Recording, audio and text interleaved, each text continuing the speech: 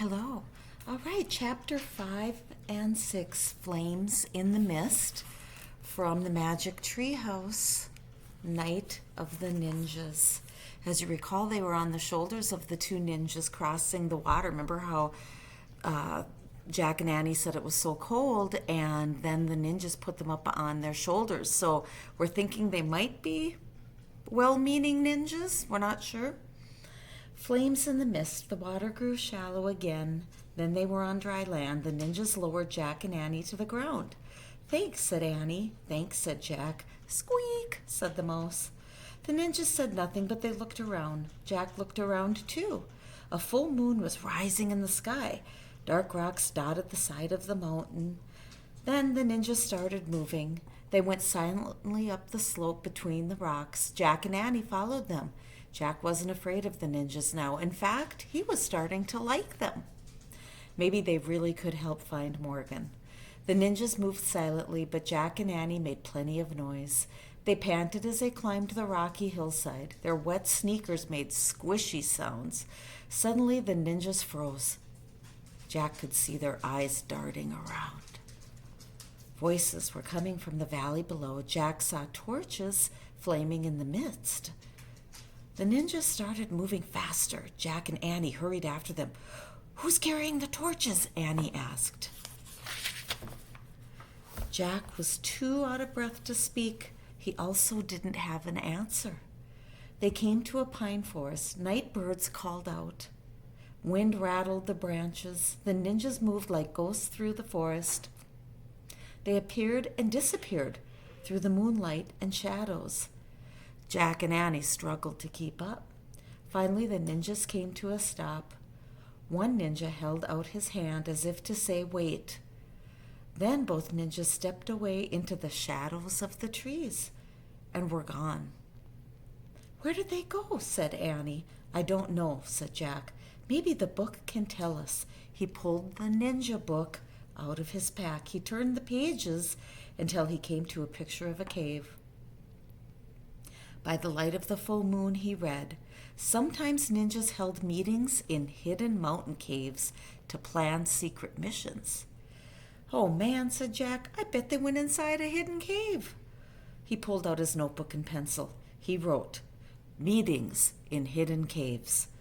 Jack turned the page. He stared at the picture of a ninja sitting on a mat. He read, "Ninjas took orders from a ninja master. The master was a mysterious, wise person who knew many secrets of nature." "Wow," whispered Jack. Just then, the two ninjas returned. Jack quickly put his books away. The short ninja motioned for Jack and Annie to follow. In the shadows was the entrance of a dark cave.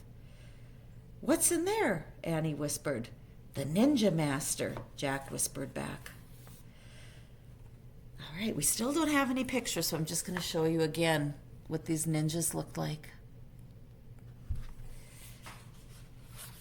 Chapter 6, Shadow Warrior. Jack and Annie went into the cave. They followed the ninja through the darkness. The back of the cave was lit with dozens of candles. Shadows danced on the walls. In the flickering light, Jack saw a dark figure sitting on a woven mat, the ninja master.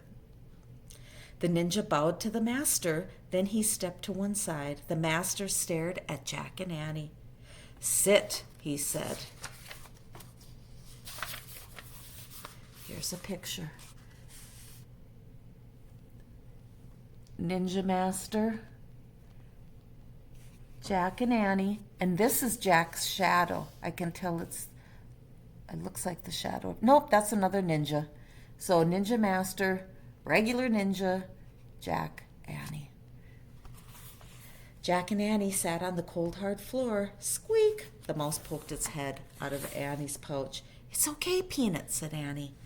The master stared at the mouse for a moment. Then he looked at Jack. "Who are you?" "I'm Jack, and that's my sister Annie," Jack answered. "Where do you come from?" the master asked. "Frog Creek, Pennsylvania," Annie answered. "Why are you here?" he asked. We're trying to help our friend Morgan Le Fay, said Jack. She left us a message. Annie pointed to the short ninja. We gave the message to him.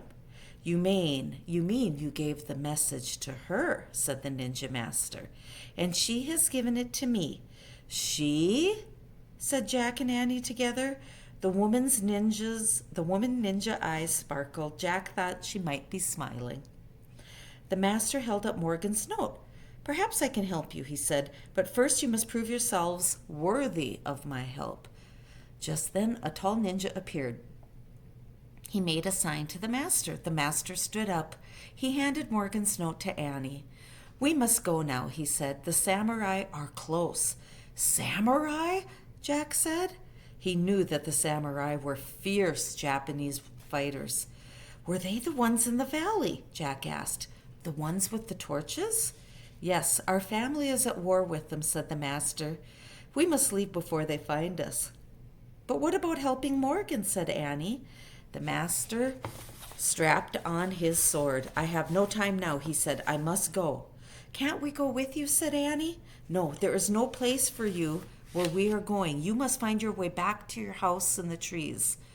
Alone, said Jack. Yes, you must go alone and beware of the samurai. Why, said Jack. They will think you're one of us, said the master. They will ask you no questions, and they will show you no mercy. Yikes, whispered Annie. But you have seen the way of the ninja. You can practice it yourselves now, said the master. How? Said Jack. Remember, 3 things, said the master. What? Said Jack. Use nature, be nature, follow nature. I can do that, Annie said. Jack looked at her. You can? He said. The master turned to Jack. Your treehouse lies to the east. That is the way you must go, he said. How, wondered Jack. How do we find the east? Before he could ask, the master bowed, then he disappeared into the shadows. The 2 ninjas led Jack and Annie out of the cave into the moonlight. The tall one pointed at the pine forest. Then they too disappeared into the darkness. Jack and Annie were all alone. All right, come back again soon for chapter 7 and 8.